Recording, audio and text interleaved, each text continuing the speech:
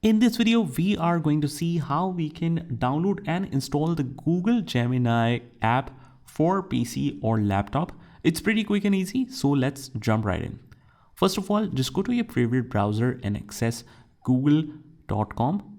From here, you'll simply search Google Gemini, hit enter, and you will get the official link of gemini.google.com. Click on that, and once you have this open, you will not actually see any option to download the application or something like that. What you have to do is just click on the three dots on the browser, and from here in the Google Chrome browser, we have an amazing feature that you can click on cast, save and share, and you can actually install the page as an app.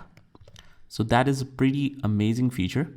You just click on this and it will start installing the page as an app. Click on install and it will be installed right away. It looks like a complete app. And let me just move to the desktop. Here you have a complete app. This is just for syncing. This is a complete application that you can use.